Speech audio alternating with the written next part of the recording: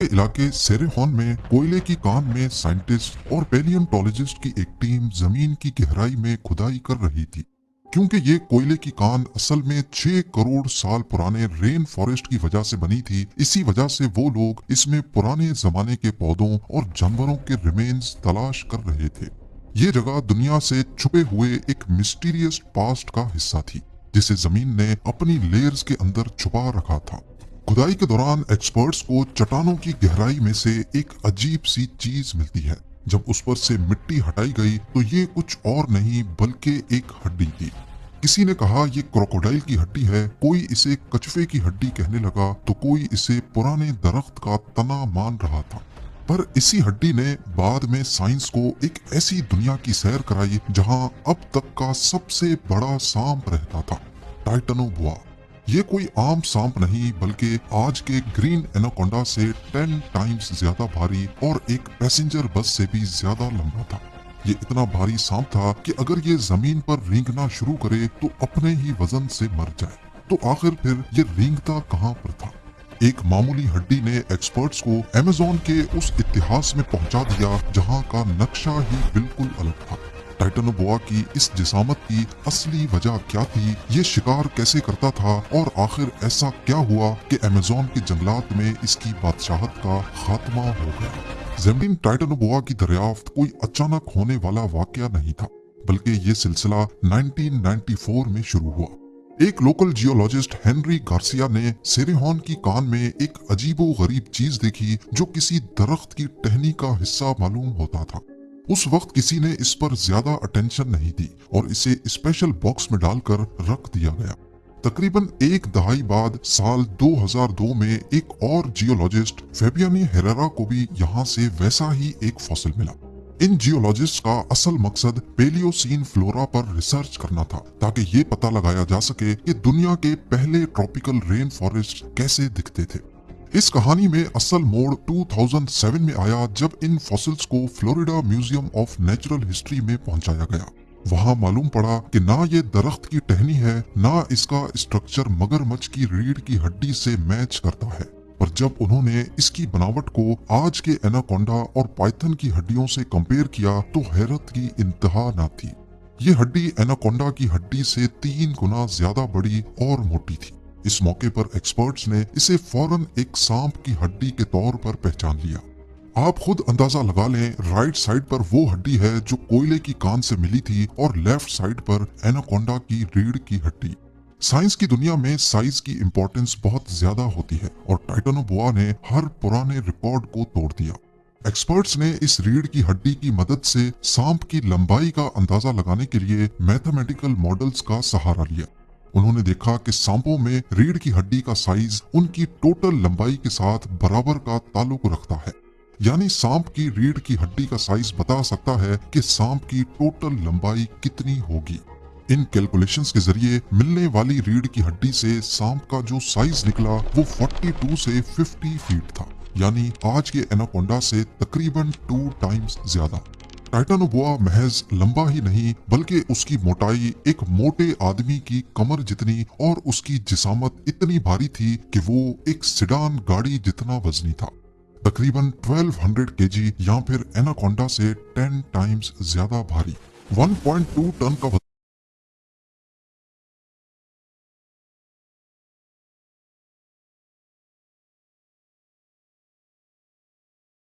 आज के किसी भी जमीनी सांप के लिए नामुमकिन वजन है।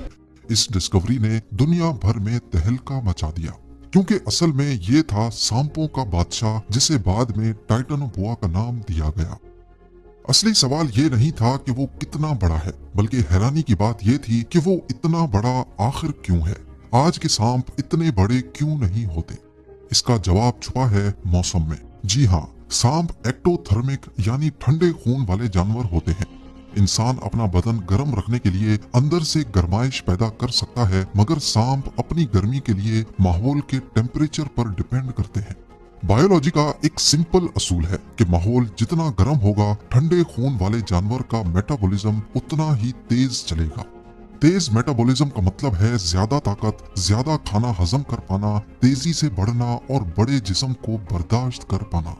टाइटानोबोआ की डिस्कवरी ने एक्सपर्ट्स के सामने सिर्फ एक नया सांप ही नहीं बल्कि उस वक्त के मौसम का थर्मोमीटर भी पेश कर दिया।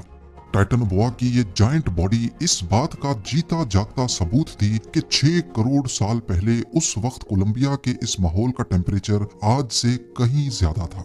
उस दौर में धरती का मौसम इतना गर्म था कि साल भर दिन रात हर वक्त टेम्परेचर 32 डिग्री सेल्सियस से ऊपर रहता था। अगर एवरेज टेम्परेचर ही इतना ज्यादा था तो जाहिर है ह्यूमिडिटी भी इंतहा की होगी, इतनी कि शायद सांस लेना भी भारी लगे। ये एक ऐसा ढका हुआ जंगल था जो कभी ठंडा नहीं होता था। इस लगातार गर्मी ने टाइटानोबोआ को ये ताकत दी कि वो इतना बड़ा हो सके। आज का अमेज़न रेन फॉरेस्ट जो हमें काफी नम और गर्म महसूस होता है, शायद टाइटानोबोआ के लिए बहुत ठंडा पड़ जाए। अगर वो आज जिंदा होता तो शायद इसी रेन फॉरेस्ट में जिंदा नहीं रह पाता, क्योंकि उसके इतने भारी जिस्म को चलाने के लिए जो एनर्जी चाहिए थी वो सिर्फ उसी शदीद गर्मी में मिल सकती थी। अब जाहिर है इतने बड़े जिस्म को जिंदा रखने के लिए खाना भी उतना ही खाना होगा। यहाँ पर सवाल उठता है कि टाइटानोबोआ शिकार कैसे करता था? क्या ये हॉलीवुड फिल्मों के अजदहों की तरह जमीन पर तेजी से रेंगता हुआ अपने शिकार के पीछे भागता था? बिल्कुल नहीं। इतना बड़ा और भारी जिस्म जमीन पर शिकार करना तो दूर की बात, इसका जमीन पर रेंगना ही काफी मुश्किल था। ग्रेविटी उसके वजन के खिलाफ काम करती थी, क्योंकि सांप जितना लंबा होगा वो जमीन से चिपक कर चलेगा। इसका मतलब है उतनी ही ज्यादा फ्रिक्शन। तहकीक से मालूम पड़ा कि टाइटानोबोआ बहुत सुस्त था, इसीलिए वो जमीन का नहीं बल्कि पानी का शिकारी था। ये बिल्कुल उसी तरह एक्ट करता था जैसे आज का मगरमच्छ करता है। वो अपना ज्यादातर वक्त दलदली पानी के अंदर गुजारता, क्योंकि पानी उसके भारी जिस्म को सहारा देता था और वो उसमें फ्लोट करके बोयंसी की मदद से अपने वजन को कम महसूस करता था और फुर्ती दिखा सकता था। गहरे दलदल वाले इलाके में वो घात लगाकर चुप जाया करता, सिर्फ उसकी आंखें और नाक पानी से बाहर दिखाई देती थी। वो एक एम्बुश प्रेडेटर था, यानी घात लगाकर हमला करने वाला शिकारी।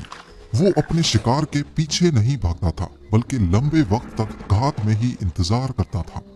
घंटों शायद दिनों तक वो बिना हिले झुले पानी में घात लगा सकता था।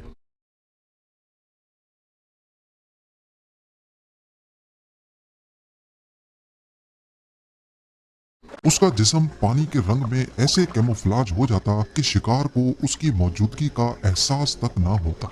और जैसे ही जब कोई जानवर पानी पीने के लिए किनारे पर आता, टाइटानोबोआ बिजली की तेजी से उस पर वार करता था।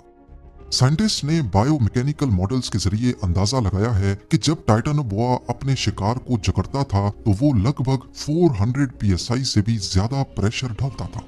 ये दबाव इतना ज्यादा है कि मान लें 2 अफ्रीकन हाथी आपके सीने पर लाकर खड़े कर दिए जाएं। टाइटानोबोआ अपने शिकार का दम टूटने का इंतजार नहीं करता था, बल्कि इतना प्रेशर सीधा उसकी हड्डियां तोड़ देता और ब्लड की सर्कुलेशन फौरन रुक जाती थी, यानी पलक झपकते ही शिकार का काम तमाम। लेकिन आखिर वो खाता क्या था? इतने देव जिस्म को जिंदा रखने के लिए उसे बहुत ज्यादा खाना चाहिए था। 6 करोड़ साल पहले के इस ट्रॉपिकल जंगल में टाइटानोबोआ का पसंदीदा खाना बड़े कछुए और पुराने जमाने के बड़े क्रोकोडाइल्स थे। जी हाँ, उस जमाने में ऐसी किस्म के कछुए भी मौजूद थे जिनका साइज 8 फुट से भी बड़ा था, यानी एक स्नूकर टेबल जितना बड़ा कछुआ। टाइटानोबोआ ऐसे कछुओं को अपने जबड़ों में जकड़कर उनके सख्त शेल को चीर सकता था। उसके दांत मछली पकड़ने के लिए डिजाइन नहीं थे, बल्कि मोटी हड्डियां कुचलने के लिए बने थे। इसी तरह जो मगरमच्छ आज जंगल के तालाबों में खौफ का आलम बने हैं, उनसे बड़े मगरमच्छ उस दौर में टाइटानोबोआ का खाना हुआ करते थे। इन सब हकीकतों से जाहिर होता है कि टाइटानोबोआ अपने दौर में शिकारियों के भी शिकारी और अमेज़न के बेमिसाल बादशाह थे। अब यहाँ आप सोच रहे होंगे कि जब इसकी मोटाई ही एक हेल्दी इंसान की कमर जितनी थी तो वो इतना बड़ा कछुआ कैसे खाता होगा। यहाँ आपको बताता चलूं कि सांपों की डिस्कवरी में सबसे बड़ी मुश्किल उनका स्कल यानी खोपड़ी ढूंढना होता है। सांप का स्कल बहुत ही नाजुक हड्डियों से बना होता है जो मरने के बाद जल्दी टूट फूट जाती है। टाइटनोबोआ की डिस्कवरी के पहले चंद सालों तक एक्सपर्ट्स के पास सिर्फ रीढ़ की हड्डियां थी, जिसकी वजह से वो इसके चेहरे और शिकार करने के तरीके का अंदाजा सही से नहीं लगा सकते थे। लेकिन फिर 2011 में एक इंटर्न जॉर्ज मोरिनो बेर्नल ने सेरीहून में टाइटनोबोआ का स्कल ढूंढ निकाला। ये एक once in a lifetime discovery थी।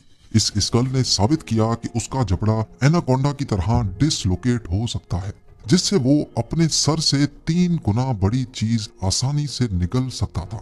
उसके ब्रेन का साइज बहुत छोटा था, लेकिन उसके सेंसेस बहुत तेज थे। उसके पास पिट ऑर्गन्स थे जो दूसरे जानवरों के जिस्म की हीट को महसूस कर सकते थे, जिससे वो अंधेरे में भी शिकार कर सकता था। ये भी याद रखें कि पानी टाइटनोबोआ के लिए सिर्फ शिकार का ही जरिया नहीं था, बल्कि उसकी जिंदगी के लिए भी सबसे इम्पोर्टेंट था। इतना बड़ा जिस्म अगर पूरी तरह खुश्क जमीन पर रहता तो अपने ही वजन से दब जाता और उसके इंटरनल ऑर्गन्स फट जाते। पानी उसको सहारा देता था ताकि वो अपने बोझ को हल्का कर सके। यानी टाइटनोबोआ की जिंदगी एक परफेक्ट बैलेंस में थी। गर्मी उसको ताकत देती थी और पानी उसका वजन कम रखता था। ये कुदरत का एक ऐसा अजूबा था जो अपने एनवायरनमेंट के लिए बिल्कुल परफेक्ट था। लेकिन यहाँ पर सवाल उठता है कि अगर वो इतना ही परफेक्ट था, इतना ताकतवर था और उसका कोई शिकारी दुश्मन भी नहीं था, तो आखिर जंगलात के ये बादशाह खत्म कैसे हुए? आज के दौर में वो हमें नजर क्यों नहीं आते? इसका जवाब बहुत ही सिंपल मगर काफी अफसोसनाक है। दुनिया बदल गई, लेकिन टाइटनोबोआ खुद को उस तरह बदल ना सका। पेलियोसीन दौर के बाद जमीन का मौसम आहिस्ता आहिस्ता ठंडा होना शुरू हुआ। हम इंसानों के लिए चंद डिग्रीज का ऊपर नीचे होना मामूली बात होती है, लेकिन एक ठंडे खून वाले अजदहे के लिए ये मौत का पैगाम था। जैसा कि आपने पहले जाना, टाइटनोबोआ का मेटाबॉलिज्म माहौल की गर्मी पर डिपेंड करता था। जब ठंड बढ़ना शुरू हुई तो उसका मेटाबॉलिज्म सुस्त पड़ गया। उसका खाना हजम करने का प्रोसेस ज्यादा लंबा हो गया और उसकी ताकत कम होती गई। अब ना वो पहले जैसा फुर्तीला था और ना ही आसानी से शिकार दबोच सकता था। सिर्फ टेम्परेचर का कम होना ही नहीं, बल्कि यहाँ का पूरा इकोसिस्टम ही बदल गया। रेन फॉरेस्ट में जो दलदली इलाके टाइटनोबोआ के रहने के लिए परफेक्ट थे, वो आहिस्ता आहिस्ता सूखने लग गए और दलदल कम होने लगी। और इस सब के साथ साथ ताबूत में आखिरी कील मैमल्स ने ठोक दिया। दुनिया में मैमल्स बढ़ना शुरू हो गए और जो शिकार पहले टाइटनोबोआ का था, वो अब दूसरे जानवरों में डिवाइड हो गया। देखते ही देखते सब कुछ दुनिया के सबसे बड़े अजदहे के लिए कम पड़ गया। ना दलदल बची, ना गर्म मौसम और ना ही शिकार। सिर्फ चंद डिग्रीज ठंडे मौसम ने दुनिया के सबसे बड़े सांप को तारीख का हिस्सा बना कर रख दिया।